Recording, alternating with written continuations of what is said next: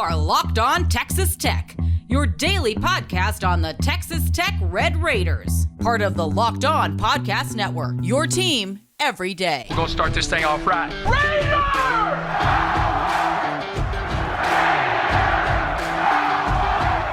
Everything runs through Lubbock.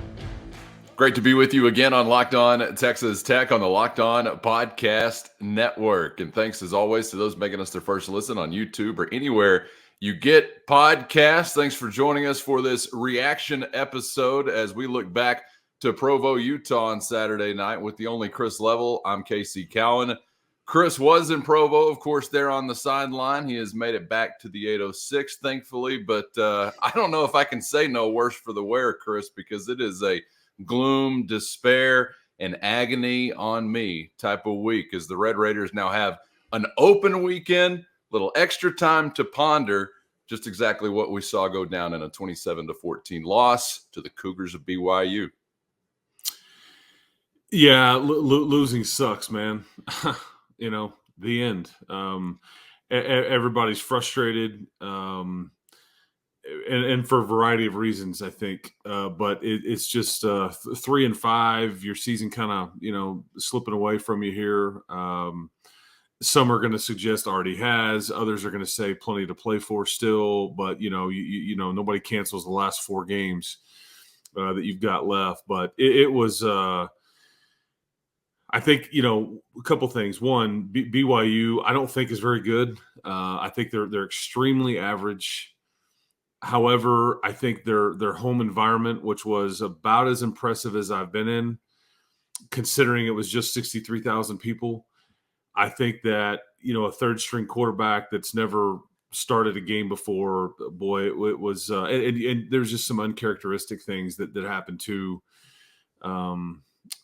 like not being able to execute a handoff, whether that's the home environment and just the noise and just some things happening. I don't know, but you can't. You could play Lubbock High School and you're not beating anybody when you turn it over 5 times and you create none. That's the second week in a row that you've got a situation where you've had 8 turnovers and you've created 0. Woof. Yeah. So that is a scenario that this is just not winning football. And I think that we say it all the time, but that so many games are not. It's not about who won the game; it's who lost it. And I think this was a lot of self-inflicted wounds and just not being able to execute like the mesh point on the handoff between Taj and Jake Strong in back-to-back snaps. Yeah. I think if you hand it to Taj on that 4th and 1, he walks in the end zone. You gift them a touchdown on the very next snap when you're in your own, on your own, close to your own goal line, and that equaled you just gifted them one, and it was a fairly close game that BYU wasn't going to run away from you. Although we'll get to that in a bit, because they nearly did on the first series, and that's a bad rushing offense. And you just couldn't really stop it at times, and it was extremely frustrating. So we could kind of ramble around here, but yeah, frustrating night in Provo. Was glad I got to see that. Personally, didn't like the result, and it got heated and chippy at times. I think there's some potential there for people in this league to really be fans of BYU, and for people to really point to them as like, ooh, yeah, I can't wait to play them and beat them at times too. So, yeah, I think as you alluded to there, with all due respect to the Westerners of Lubbock High, you could play just about anybody, and you see some of these specific things go this way, you're not going to be a winner. And whether we're talking about the turnover column or talking about some of the things that happened in the penalty column, Chris, I was just sitting there considering the thought of, if this team was healthy across the board, and you're doing these things, which I know that's not apples to apples because the same guys wouldn't be involved necessarily, but we saw turnovers before this team was really smacked by a huge injury bug. So this has been, though not in the droves we've seen in the last 2 weeks, but this has been fairly consistent this season that you've given the football away. And I just don't know how you're ever going to be talented enough as a roster to get over things like that. And 5 is extreme. I mean, like a 2-0 deficit in the turnover margin. I don't know if you can get over that. 5's just a joke. So I don't even know where you start that conversation. Maybe you burn some tape. I'm not quite sure, but there's a whole lot to consider here now as you have this open week looming. But yeah, you mentioned it as well, man. Another week where defensively you're going backwards, and you see it there on the screen, 2.4 to 5.4. Got to give credit where credit is due, because I talked last week about how that number blew me away, that 2.4 yards per carry season average for the Cougars, and they double it and then some, and these are sack-adjusted numbers. And good grief. I mentioned demoralizing last week, and I guess I have to echo that sentiment again this week.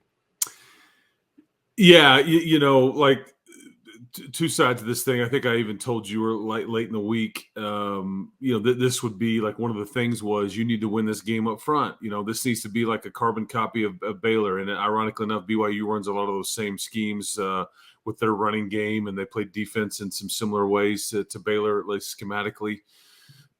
and I just thought, you know, for all the folks that wanted Taj to carry the ball a lot, 31 carries, which is, you know, nearly unheard of in today's college game, and he averages all of about 3.5 yards a carry. Just there were some moments, but you know, at some point your quarterback has to your quarterback play is going to have to make plays, because you know they're not really, they didn't really let you. And Taj is not the kind of, we've said this repeatedly, Taj is not the kind of running back that's going to bust it and go and run away from people. That's just not who he is. He's a grind it out, you know, get you the tough yardage in between the tackles, and occasionally he's going to bust off a 20-yarder and things like that and get to the second level.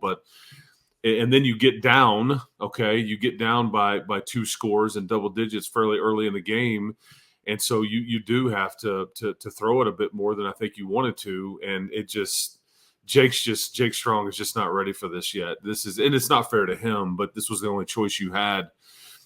He was not ready for this. I think the environment doesn't help. I think the way BYU started to kind of defend him a bit doesn't help. But he just – and then I think, you know, he's got, 6 interceptions in 6 quarters. And then you start to see a little bit of, okay, it's there, but is it? And then you kind of maybe don't pull the trigger as quickly on firing it in there. And then that 1 second delay is the matter. It's everything at this level. And then, counting the rushing defense, they averaged – this is a putrid team running the football. I mean, arguably an NCAA worst. Only Hawaii statistically was worse. They averaged 65 yards a game on the ground, averaging I think 2.3 a carry. They pop off a 55-yarder on the first drive, probably a bad omen. And then they end up going for 150 on the night. I mean, more than double what their season average is. And I just that was as frustrating as anything, because I thought it would be, you know, granted, you gifted them a touchdown, the turnovers and all that, but I thought this was something that you could control and limit what they could do. And you know, because I mean, yardage wise, you outgained them and all those things, but it's like they kind of ran it enough when they wanted to, and then they just they sat on the ball in the second half. They weren't really trying to do much at all. They were just trying to get out of there and protect the lead. And, you know, but I just feel like whenever one of your QBs kind of floats a pass or whatever, other teams are making you pay for it, and dearly in some cases. And I just don't think right now the Red Raiders are able to make some of these plays and come up with a turnover. We saw it sporadically early on in the season. But it just – and you had a couple of strip sacks in Waco, but it just – in some of these key games, Oregon, Kansas State, Wyoming, last night, there's just nothing there. And so it's just a combination of things. I mean, it's like a variety of issues that you've got, and what it equals is a 3-5 mess a bit, and it's just kind of a frustration level right now that's pretty high. I mean, and I get it. I mean, again, I'll, go back to the beginning. Losing sucks, man. It just, nobody should be okay with it. Nobody is okay with it. And it's like everybody's, problem to deal with. And trust me, Joey McGuire is not okay with it. People, I think, have this misnomer, Cowan, that he's like happy-go-lucky. He is extremely frustrated and angry and all those things. But at some point, when you got a third-string quarterback, what are you supposed to do? We're all in distress. That's why the distress signal is being flown over my left shoulder. You see the dancing ginger, dancing ginger, Freudian slip, there on the screen behind me. That's kind of like flying your nation's flag upside down, sign of distress. So we brought out the ginger for this reaction episode. Thank you for joining us for that. Do join us again tomorrow. It's an open week on tap for Texas Tech football, but it's going to be a big week. Again, Freudian sleep. Did I get any sleep last night? Was I weeping? Good grief. It's going to be a big week for Texas Tech. We'll prove it to you tomorrow. So join us to kick off your day with the first episode of Locked On at Texas Tech. We'll have some things to consider as far as the way that they'll spend their time with a little extra time to prepare for the next ball game. We've got questions, of course, about Baron Morton and the quarterback position once again, and much more to cover outside the lines. Maybe 3 of them possibly coming up tomorrow. So hope to see you then. Chris, thanks for the time. As always, my man, glad to have you back in the 806, and we'll do it again on Monday. Yes, sir. Appreciate it. Keep hope alive, everybody.